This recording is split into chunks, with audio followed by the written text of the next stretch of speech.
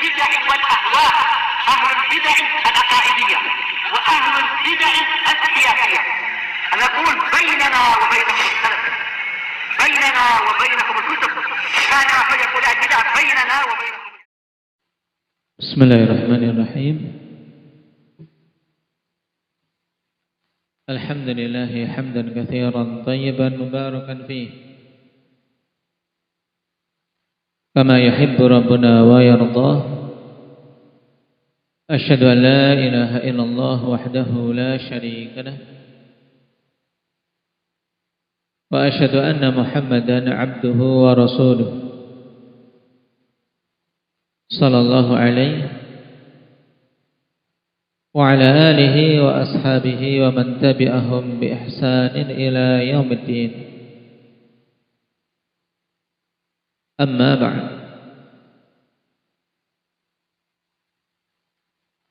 Ikhwanil kiram rahimani wa rahimakumullah. Pertemuan yang lalu kita membahas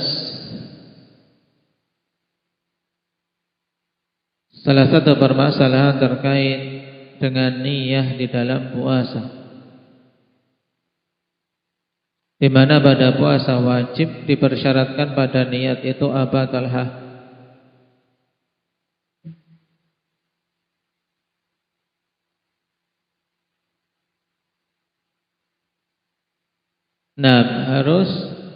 Dia telah meniatkan untuk berpuasa sebelum terbitnya fajar. Atau dengan kata lain, di malam harinya dia sudah berniat untuk puasa, sebagaimana perkataan Ummul Mukminin Hafsah, "Man lam yubayyitis siyam minal lail fala siyamalah." Ini terkait puasa wajib. Adapun untuk puasa sunnah diberi kemudahan, di mana seseorang boleh meniatkan dari siang hari, tapi dengan syarat apa, Ali? Dia semenjak terbitnya fajar belum makan dan minum atau melakukan hal-hal yang membatalkan puasa. Baik. Dan dhabit seorang telah memenuhi tabyitun niyah, yaitu meniatkan puasa Ramadan semenjak malam hari, yaitu kapan saja muncul dalam dirinya tekad, dalam hatinya ada tekatan, ada niatan bahwasanya besok mau berpuasa, maka itu telah dikatakan berniat.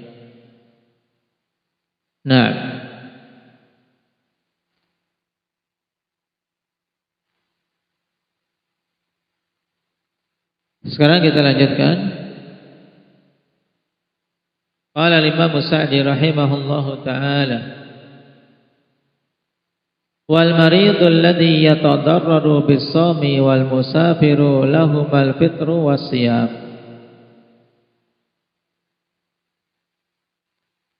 Pada kalimat ringkas ini beliau ingin memaparkan terkait golongan yang diberi keringanan untuk tidak berpuasa. Kata beliau, wal marid, dan orang yang sakit, alladzi yatadarraru bis-shaum, yang termadarati dengan sebab puasa, seperti penyakit-penyakit yang berkaitan dengan mi'dah, dengan lambung, atau penyakit yang apabila dia menahan diri dari makan minum akan termadarati dan semakin parah. Ini dhabit penyakit yang seorang boleh meninggalkan puasa karenanya. Adapun penyakit yang tidak berefek antara dia puasa atau tidak, maka tidak mendapatkan rukhsah, seperti misalnya penyakit kulit, atau penyakit-penyakit lain yang tidak ada kaitannya dengan puasa, tidak ada efeknya ketika dia puasa ataupun tidak.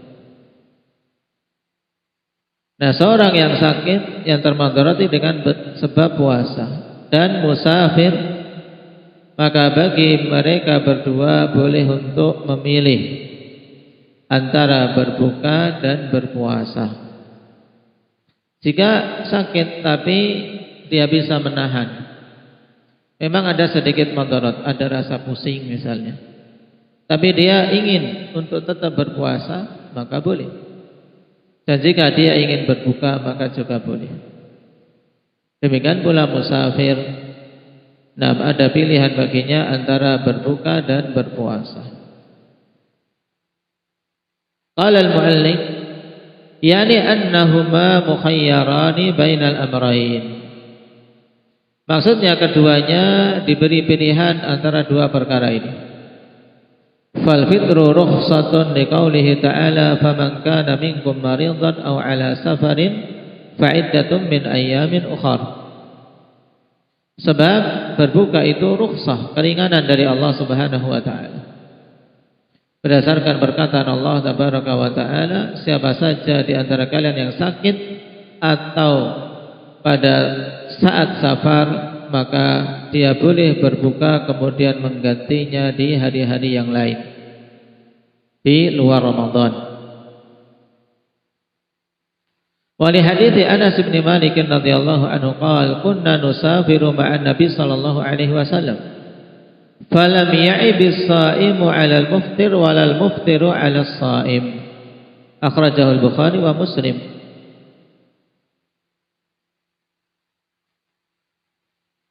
Berdasarkan hadis Anas, beliau mengatakan dulu kami melakukan safar bersama Nabi sallallahu alaihi wasallam. Dan ada yang berpuasa, ada yang tidak. Tapi di sini Anas mengatakan orang yang berpuasa tidaklah mencela orang yang berbuka dan orang yang berbuka tidak mencela orang yang berpuasa. Masing-masing mengambil apa yang mudah bagi dirinya dan lebih mendekatkan diri kepada Allah Tabaraka wa taala. Sehingga yang berpuasa ya tidak mencela saudara-saudara yang berbuka karena mereka mengambil rukhsah. Yang berbuka juga tidak mencela saudara-saudara yang memilih untuk berpuasa karena mereka mengambil azimah,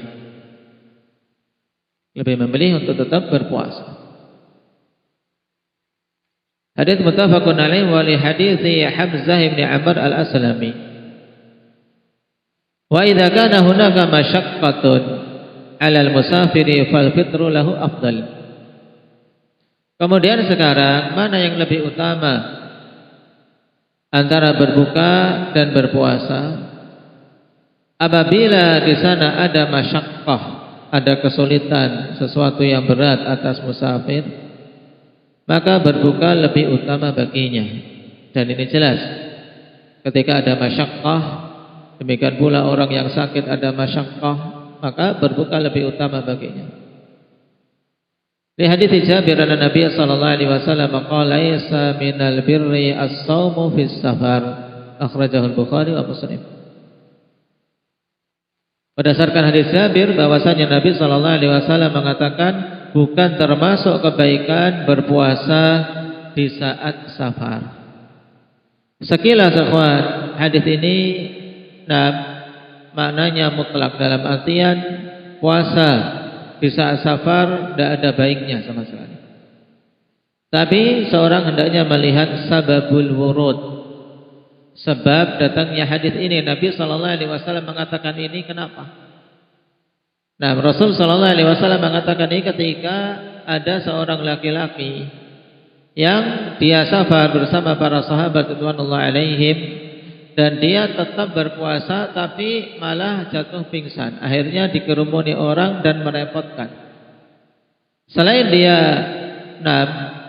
menimpakan atas dirinya kesulitan dan masyaqqah karena memang tidak mampu berpuasa di saat safar, juga menyulitkan yang lain. Maka ketika melihat itu, Rasulullah sallallahu alaihi wasallam mengatakan laisa minal birri as-shaumu fis safar, bukan termasuk bir.